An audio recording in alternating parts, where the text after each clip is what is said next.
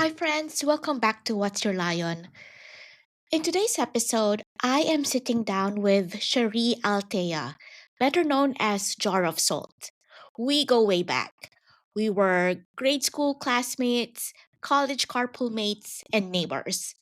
I've had the privilege of watching her doodle in our notebooks evolve into vibrant, bold, and deeply personal art she shares with the world today. In this conversation, Cherie opens up about the messy but magical path that led her to become a professional artist, the role of self doubt and resilience in her creative journey, and how cancer, divorce, and moving countries reshaped both her life and her art.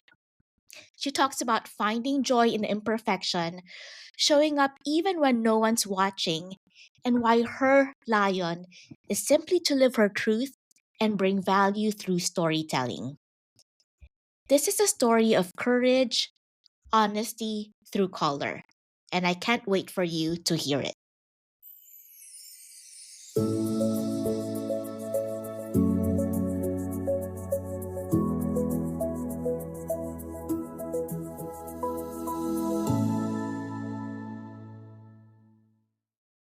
So, Shuri, we've known each other since we were in grade school. When you think back to those grade school days, did you ever think you'd be an artist?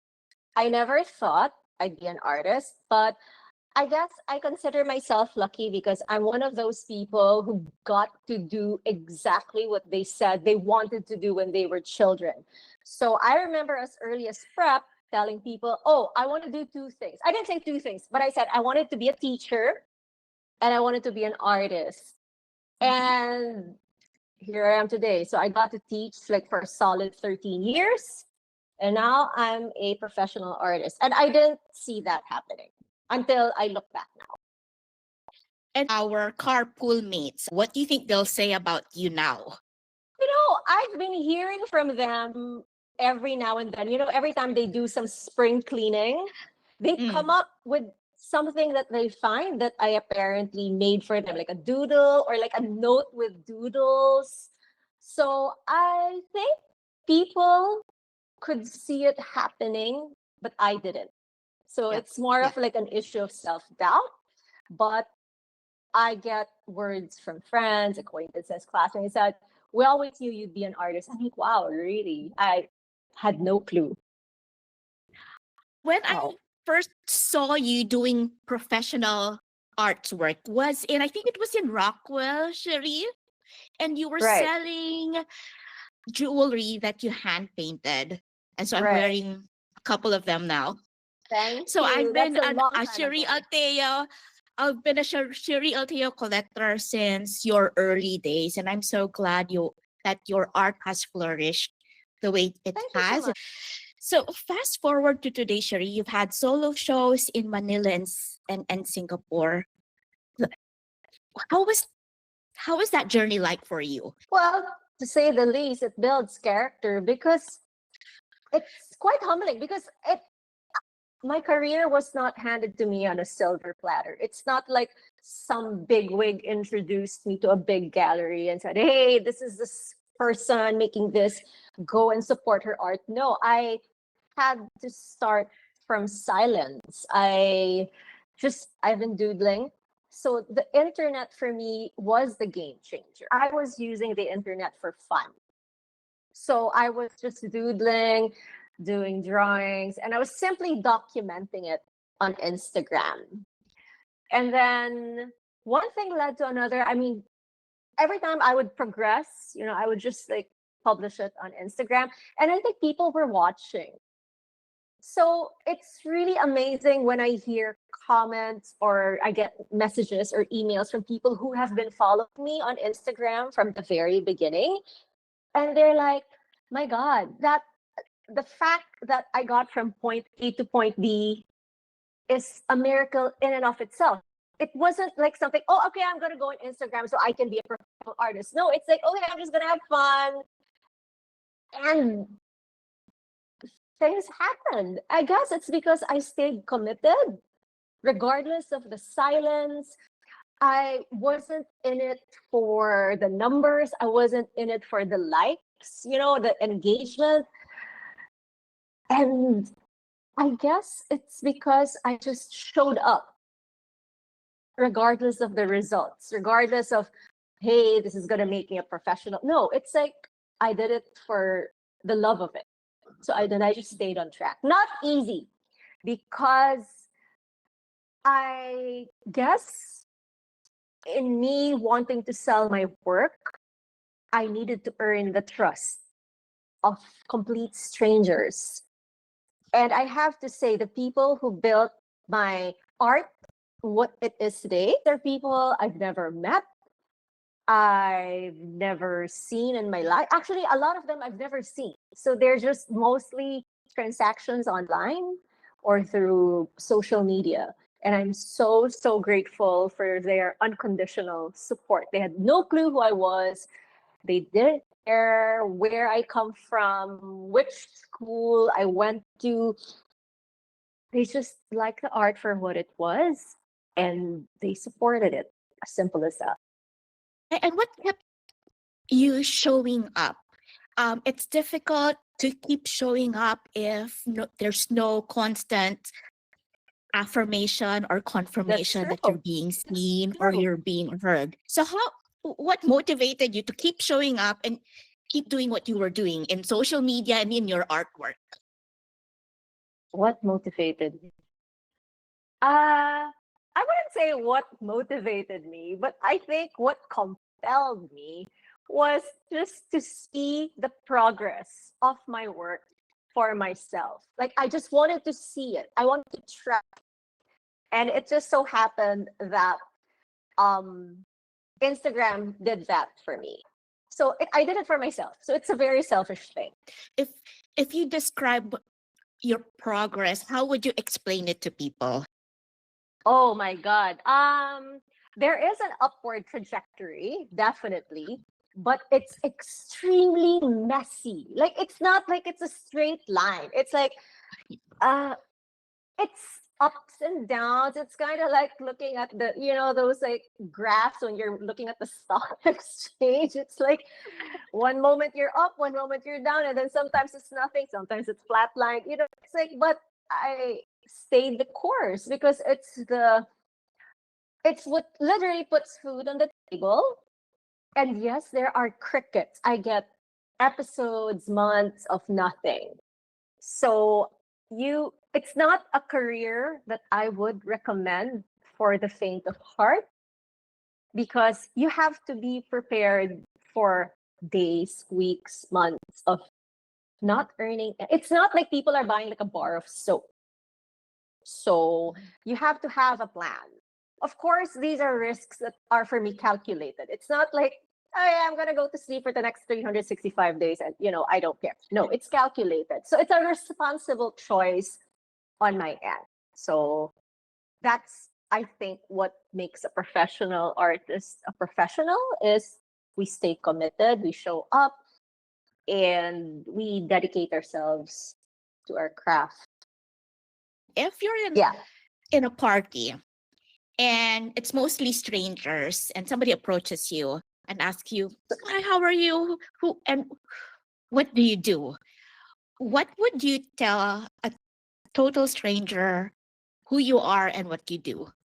Oh, I always say I'm a painter. And every time I use the word painter, they think I'm painting a house. So I say I am an artist, but it took me so, so many years to use that word to describe myself. I'm not even kidding.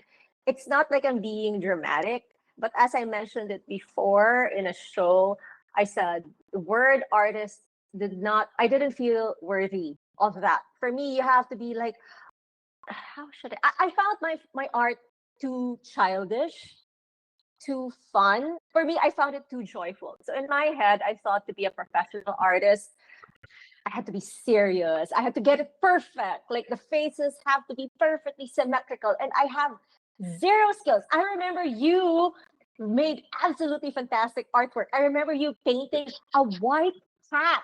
I'm like, how do you paint Oh, something white with like how? I remember that. And I was looking at your painting. I'm like, this is absolutely gorgeous. I cannot do that, even if you paid me a I million don't bucks. remember that, Cherie, but thank you. Yeah, I can't get things to look real. So if you ask me, can you draw my cat? It's gonna be like a doodle that a kid made of a cat. Mm. And apparently people like it. So Yep, that's the charm. That's the charm of your work. see, I did not see that. For me, I was Mhm. so insecure about it. I'm still insecure about it. I don't think that's ever gonna go away because sometimes when I go to art galleries or I go to art shows, I'm like, wow. And I think what changed for me is it came to a point where I have to be conscious and aware that I should stop comparing. That stole a lot of my joy for such a long time. It's like, oh God, how can I be this person? And then I realized um I actually had to be very conscious about it. I have to develop that awareness when I catch myself comparing, and I had to stop. And I learned that it is what it is. And to strive to be otherwise is, for me, in my opinion, to be pretentious, is to pretend to be someone else. It's like wearing a mask. Mhm. And the more I try, the more I make mistakes. So I just literally leaned into the flaws of my work. And that's apparently what people appreciate. Like the flawed, messy, not symmetrical art. Was it a eureka moment like, yes, I can accept that I'm an artist? Or was it a slow process for No, you? there's no aha, yeah. No, it's like, oh God, can I do this? Am I doing this? It's constant. I kid you not. It's a constant state of self-doubt. I always talk about Mhm. self-doubt. It comes and goes. It's kind of like a cold. Sometimes it's there, sometimes it's not. Sometimes it gets worse and it becomes a full-blown flu. So it literally is something that I constantly battle with. So some people say, Mhm. "Oh, but you've made it." I don't think I have. Like in my head, I still have such a long way to go. I don't know if I set the bar very high, but I feel like I'm in a constant state of like constantly like I'm a work in progress. I know to some people Yep. they romanticize being an artist, but we have our responsibilities. We have deadlines. Um, we need to do our own accounting. We need logistics. It's a job. It's not like you know what I'm saying. People tend to romanticize the career. Actually, it's a job. It's a job I take Yep. seriously. You said there were ups and downs. If you can share Right. some of the downs and some of the battles you had Oh, to experience and go through. I guess to this day, I have had no gallery representation. I reach out, not well, I haven't really done much of it, but like I've done it like a few times. No one has responded to me to this day for gallery representation. The reason I try to reach out to galleries is it gets very tiring to do things by myself. So I do everything from making the art, promoting the art, packing, logistics, shipping the art. And for me, that eats up so much time. The non-creative side eats up so much of my time, which I feel I could use to making the art versus Yep. shipping the art, constantly liaising with the clients, the back and forth. So that is my incentive to reaching out to galleries. But at the same time, I do get clients on my own. So that's quite the blessing. But for me, I consider it both an up and a down. Like I like the fact that I have a direct contact with my clients. I build strong and quite loyal clientele and very sincere. Meaning like people like you have supported me from the beginning for no other reason but because you like it. It's not my goal to be an artist who speculated. Like Mhm. Yep. that's not who I want to be. So that is one of the downs, like the unpredictability of things, because I do everything on my own. It's very physically tiring. Um, Another of the downs would be, of course, personal upheavals. Like life gets in the way.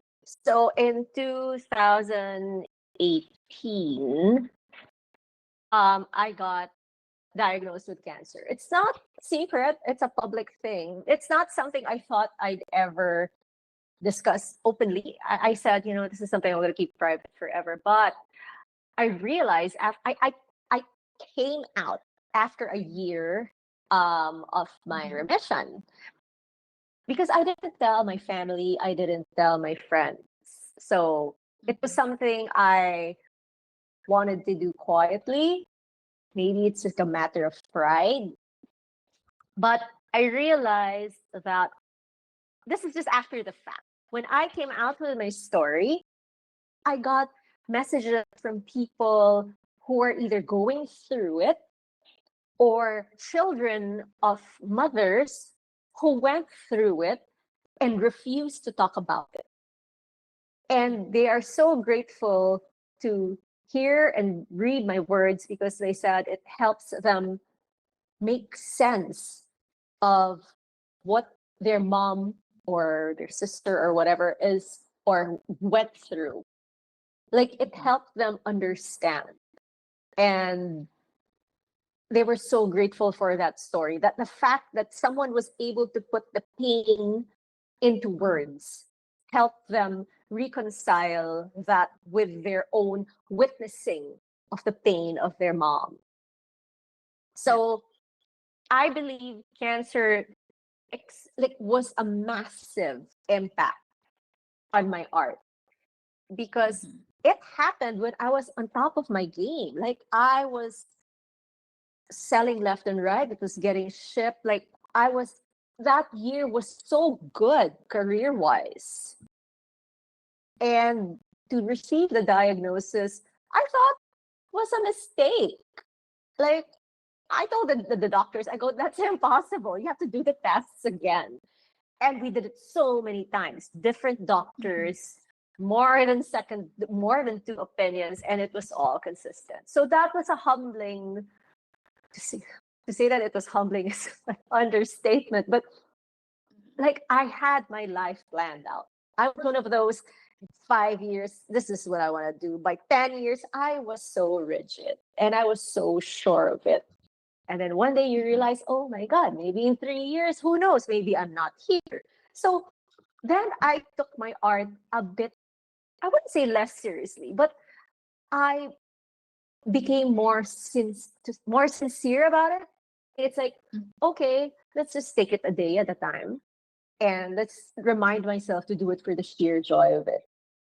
And Mhm. as if things couldn't get worse, no, actually, no, cancer came after, because that diagnosis came within the year that my ex-husband and I decided to get a divorce. Sensation was, the sensation like someone pulled the rug from under you, you're constantly falling. It's like I wouldn't stop falling. That was how I felt. I needed to get my feet back on the ground. It's one of the most powerful messages I received was like, hey, I'm so and so. I'm a two-time breast cancer survivor, but I've been okay for the past 18 years.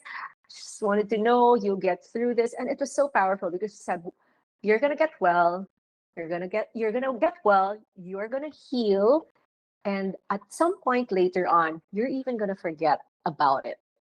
And that message Mhm. did not make sense to me to possibly forget about it. And today, I do forget most times that I was actually very sick. But of course, again, from time to time, you can't remove that sensation at the back of my head, like, oh God. Like every time I feel like a pain, the first thing I think of, oh my God, it's back.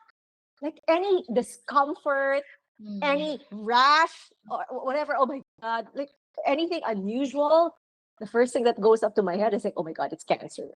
So there's that Mhm. trauma. Like anything out of the ordinary, I feel like it's back. But out of the 365 days, I guess 364 of those, I forget that I was actually sick. Because the Mm-hmm. year within that was so bad. Like the, someone warned me from a psychologist warned me, you might get some PTSD. I go, what is that? And sure enough, it did happen. Like I would constantly shake for no reason. Even when I'm watching like a sitcom, I was watching Friends, I was watching How I Met Your Mother. Even when I was watching that, randomly out of the blue, boom, it's like I start shaking and then I start to get scared. Yeah. So it is not a nice thing to go through. Right. But there were people who were there for me, and I'll always be grateful for that. How did your artwork change Oh, after those low points? I mean, to begin with, it was already colorful. But I noticed there was a shift in the colors. The breast cancer color, which is pink. I never used pink before. So the first painting I created a month after my release from the hospital, I started getting to work. Even if my client said, take your time, I'm like, I am so not going to take my time. Because being a professional was the first thing in my mind when I woke up in the hospital. Oh my God, I need to get back to work soon. Like, I need to get out of here soon. And the problem, okay, here's the thing. A lot of people don't know about breast cancer survivors is after we go through surgery, mind you, mine was 10 hours. Mine was a 10-hour surgery. We can't move our arms. A lot of people don't know that. After you go through, in my case, it was a double mastectomy. Like, I couldn't even brush my hair. I couldn't brush my teeth properly. I had to bend down to reach the brush. We couldn't move our arms. So in a way, art helped to recover physically. And speaking of physically, how did the art change? I started using a lot of pink. So the first painting that I completed a month after I was released from hospital had a lot of pink roses. Again, maybe it was a coincidence because it was the request of the client. My wife loves pink roses. Can you put that in the painting? And sure enough, I guess it was like it's a maybe divine timing that would be there because I've never had to do that. And yeah, so that year I started using a lot of pink. And then I also made a second painting for that client. It was super pink. It's pink on pink on pink because the subject of that painting loves everything pink. So yeah, so to answer your question, that's how it changed. So I started using a lot of pink, not pink for all, but it was something that I decided to include in my palette. And it actually became louder. So I became less afraid. Like as if my paintings weren't colorful from the start. It became bolder. I guess it also reflects the person I became after. It's like I I was very restrained as a person. I would always hold back. I was I was always calculating things. Um After I got diagnosed, you realize you don't have all the time in the world. If I want to say something, I will say something. Whether it's good or bad, I will say it. Because life is too short to pretend that everything is okay. So I became more honest. I became a more honest person to myself, to my craft. And that was the impact. So even my artwork became honestly messy. I don't know if that's like a thing, but I became less afraid. I became more courageous in making my art. Like if it's messy, it's messy. Let's keep it that way. You've spent over a decade in Singapore and then decided to move back to Manila. Why did you decide to go back home? And how did that move back home change your artwork? Moved back home simply for practical reasons. One is because of the divorce. So the parameters of my reason for staying there has changed. I could have stayed actually. I was planning to take my master's. It was a perfect course for me.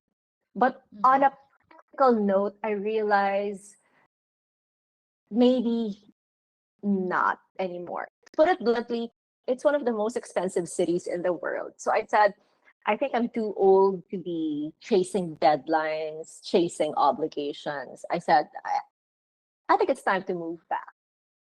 So moving back also was a major life change, a shift back in culture.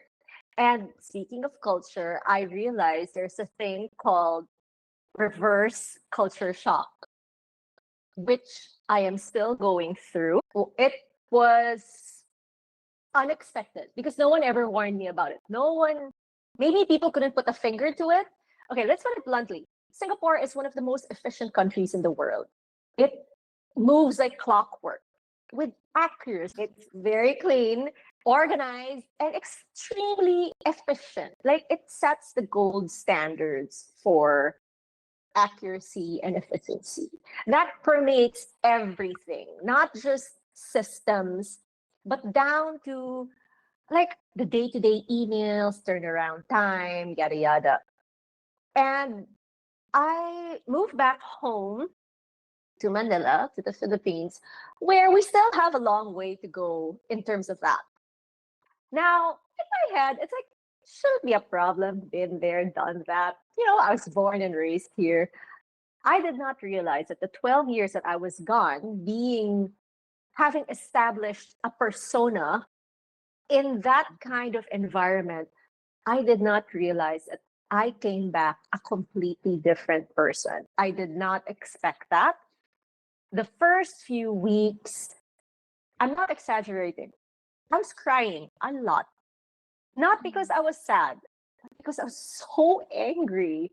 Like I did not want to vent out my frustrations at people because I'm the one who needs to adjust. So my tears were because I needed to adjust and I needed to keep my words to myself. So adjustment, I'm still adjusting.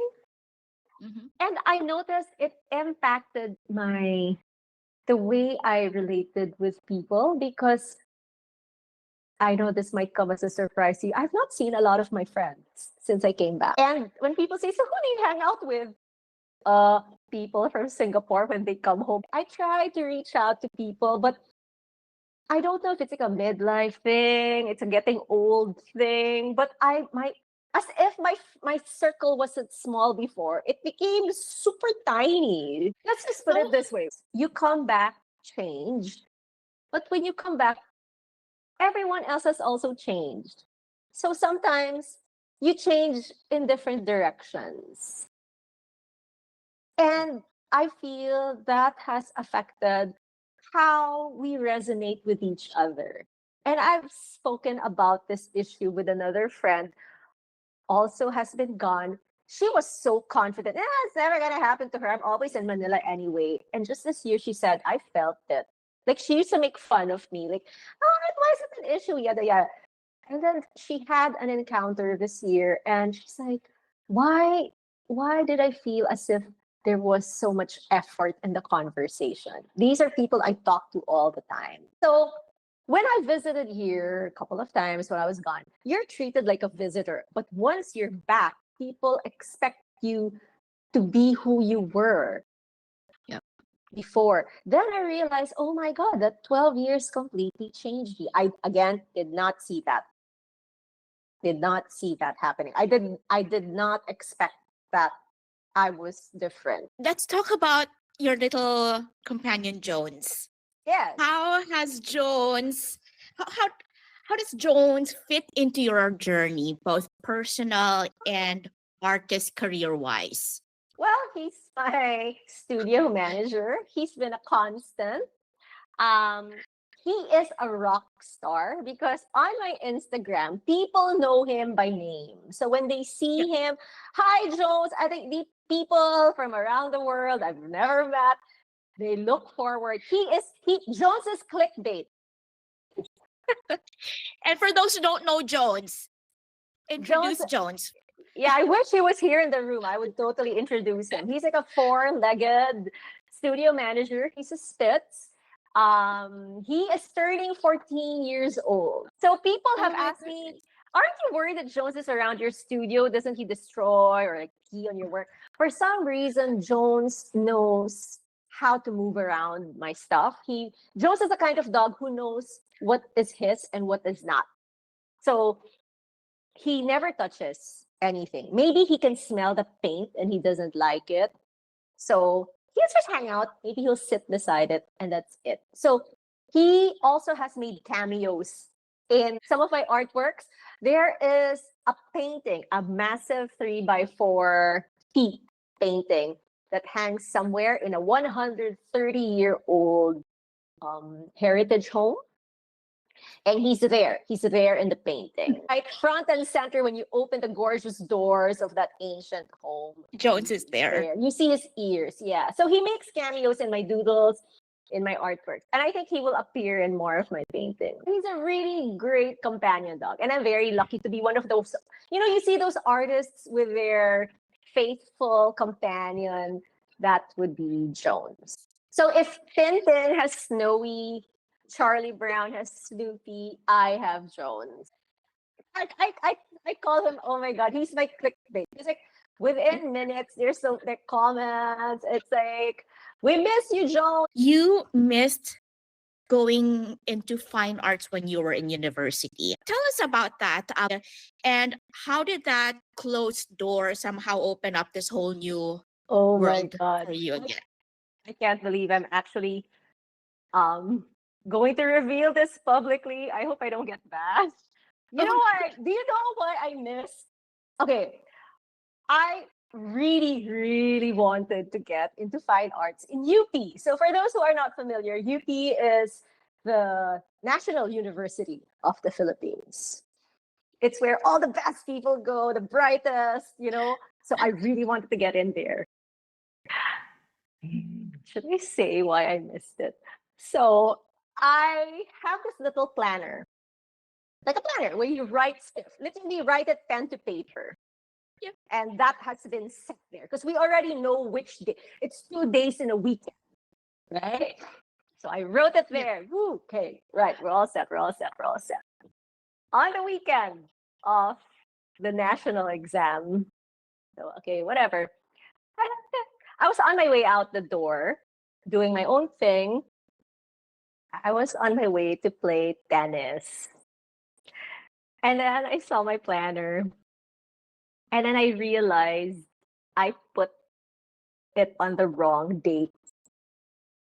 The national test schedule. Yeah. So I missed it the day before.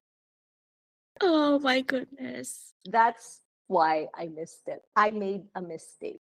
And I don't know if I'm gonna get bashed for revealing this, but it was perhaps the most irresponsible thing I've done.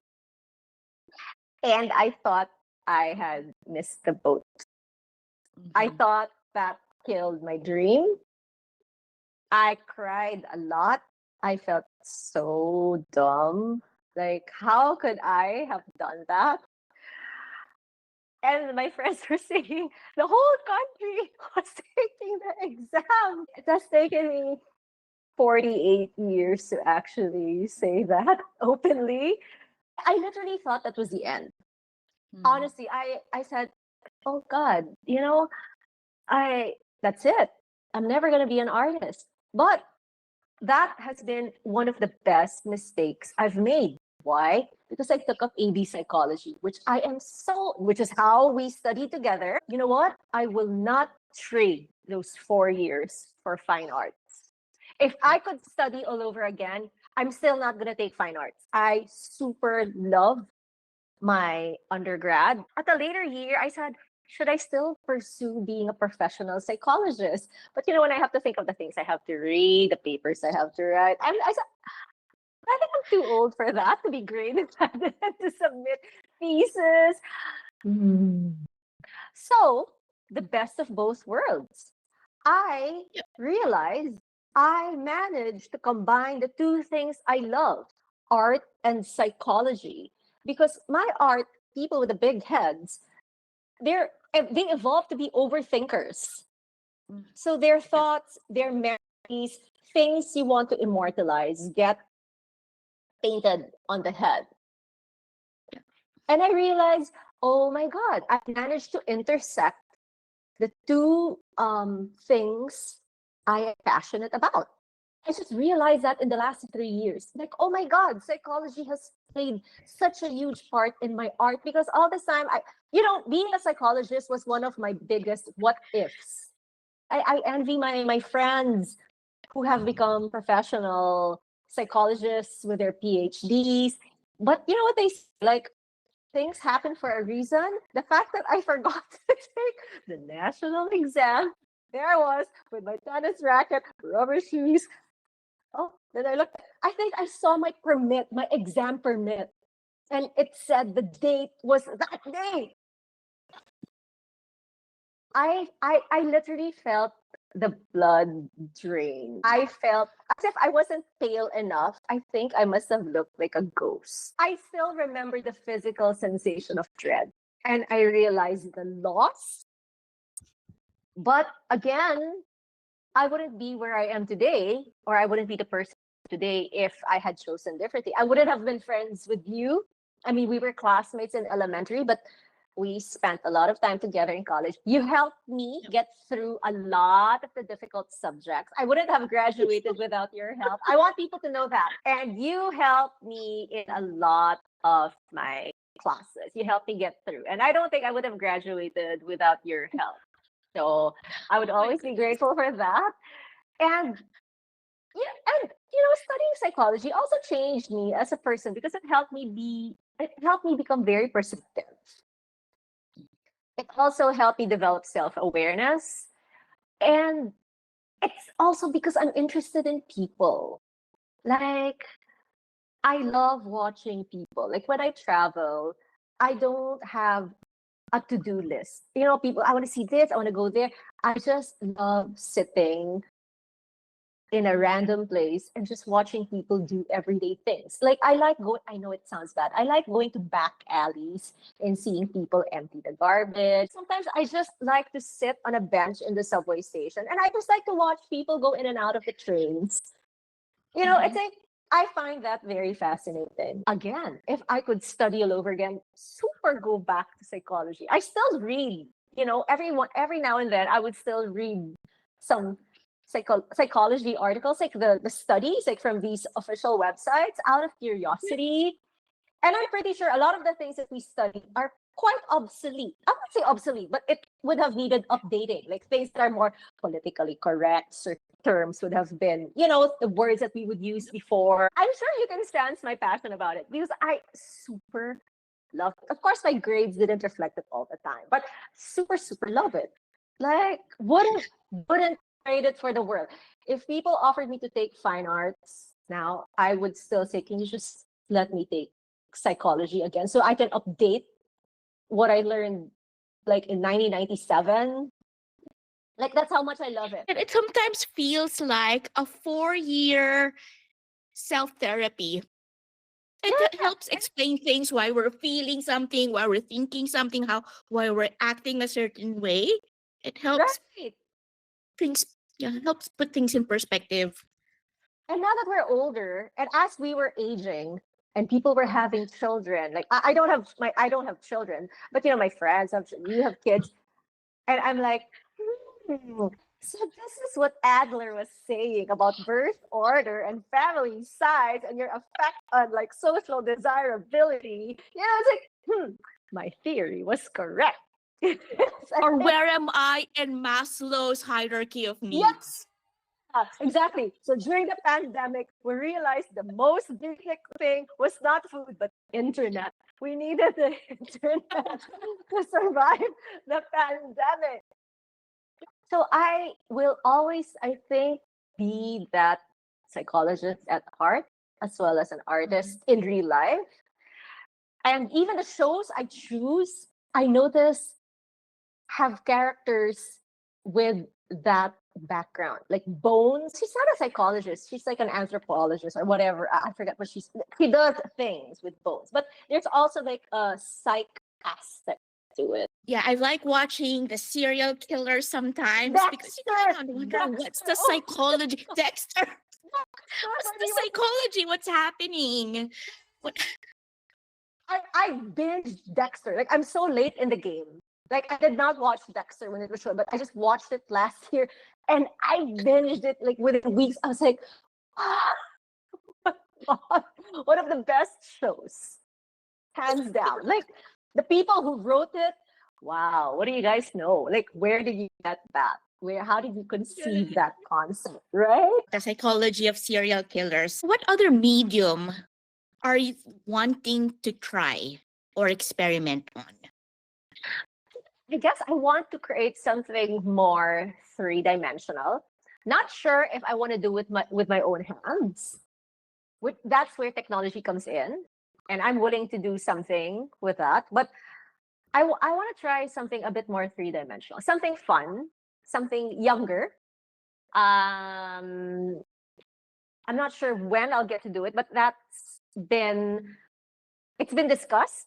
It's shelved for a Right. while, but I would love to create something playful, something I would want to more see that, playful. Cherie. I would want to see a Cherie Altea three-dimensional artwork Yeah, something soon. more, some like because you know how art people are afraid to touch it. Well, kids are not afraid to touch it. So I actually had one visitor whose child made a beeline to my work. Look, and then she pokes the canvas, and everyone in the gallery screams, "Don't touch it!" She just, "Oh no!" And then she puts her finger on the canvas. Everyone is like, "No!" So I want to create something that even a child can hold, because I feel art is something that should not, this is just my opinion, I want art not to be limited to a pedestal. I don't Yep. want it to be glassed in. I don't want it to be cordoned off. I feel art is something, well, I'm just speaking for my art. I want my art to be enjoyed by people. So if it's something they can touch, I want something to create, something like that. If you see my paintings in real life, they're very puffy. I just had a launch of a group exhibit just this Tuesday. And it was so funny because the classically trained artists had questions for me. They're like, how did you create these textures? And their minds were blown when I told them it's because I keep changing my mind. It's not like I had like a paste. You know, some artists they use these pastes. I forget what they're called, like a medium, whatever it's called. Like create Mm. texture, course, whatever.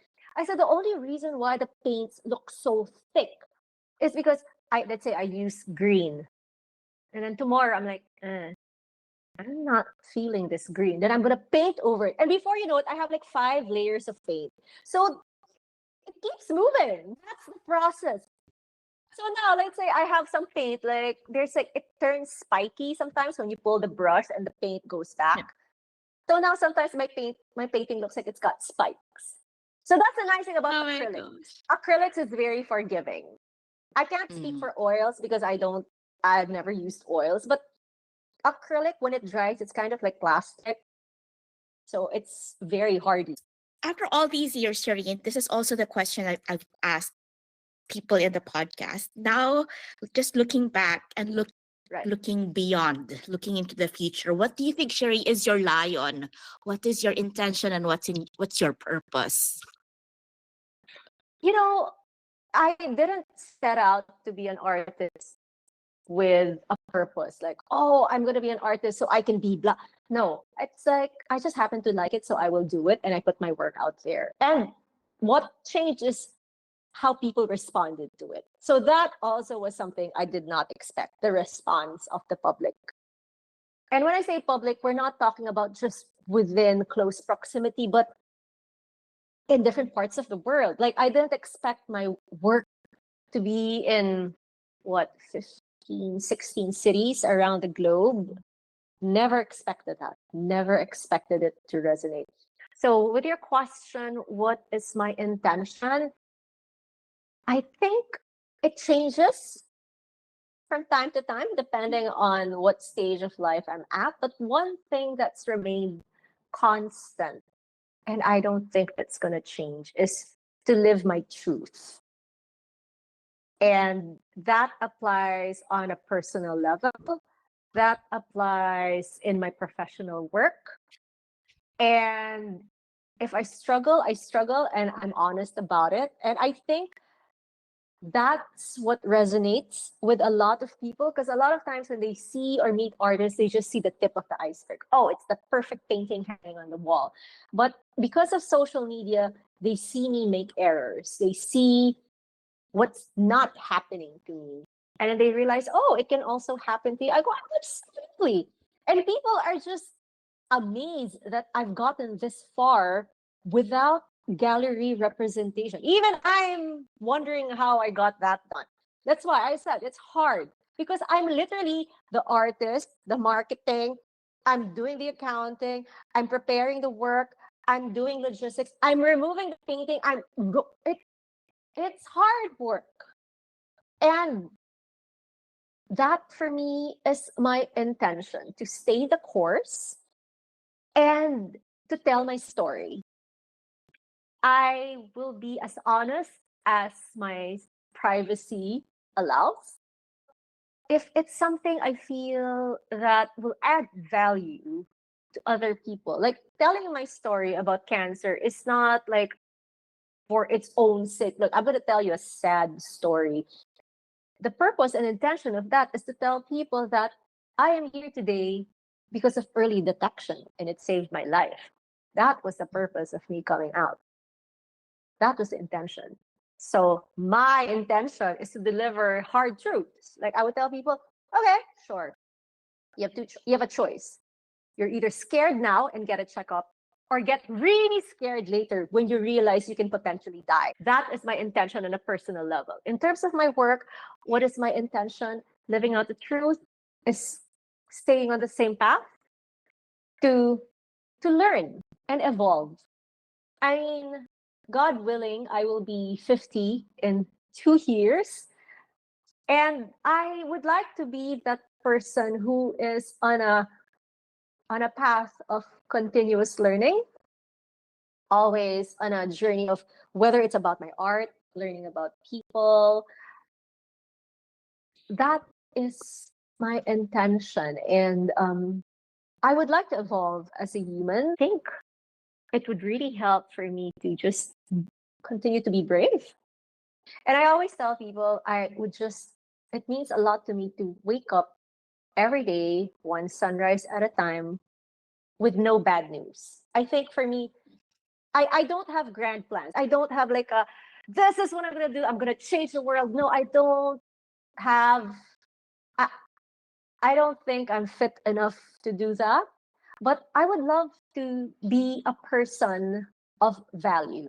There you go. Maybe that is the best way to, to put everything in a nutshell. I would love to be a person of value to others, whether it's on a personal mission or if it's like an art related mission. I would like that what I put out there can not necessarily change the world, but to serve as fuel or value, or make someone think, give perspective, add something to their lives, right? I'm happy just making work that apparently makes people happy. And the fact that my paintings, my prints, like the one behind you, hangs on someone's wall, and a choice of wall apparently that people think about, like, I want to see it all the time kind of choice. Yeah. It makes me teary-eyed that parang there's so much thought that goes into it. Like I have been trying to figure out where I'm gonna put it because I want it to be the first thing I see, yada yada. Like that intention from other people is so validating. I'm not even kidding. Like, it's not even the monetary. Yeah, yeah, the monetary value will be really nice. Thank you. But hearing other people's stories is such a gift to me, which is why I enjoy also having no gallery representation because I hear your stories. And that's priceless. Client stories, clients lion in getting an artwork and finding a connection to me is wow. Like I get blown away. Like when I hear why or how they connected to it, it's like, yeah, it's Amazing. I guess the lion is to continue telling the story. Whether it's your story, my story. I think that's it. To bring value by telling a story. Not necessarily mine, but it could be other people's stories through art. Oh, A good example of that is the painting I did for a classmate of ours, Lance. He's the first male subject. It's like apparently people see it as a boy. So it it's quite androgynous. So it's a yellow painting with a big head as usual, in a t-shirt with a stethoscope because he's a doctor, and it's immortalized with his three dogs. But the story of that painting is to immortalize his Filipino childhood. So he has all the Filipino games in the head. So the spinning top, the sipa, I think you'll have to explain to your listeners what the sipa is. yep. But I forgot the marbles, like all these toys that the little kids played here. So it's a story he wants his young patients to see. Like, these are the things I played when I was a kid, and it's something he wants to tell his very young patient. So, yeah, so that's the intention to bring value by telling a story.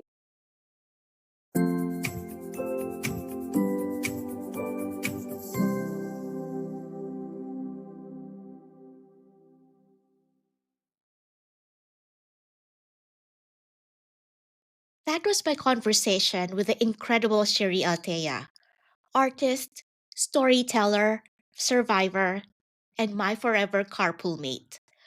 What struck me most is how her art isn't about chasing perfection, but about leaning into the flaws, the mess, and the humanity that make it real.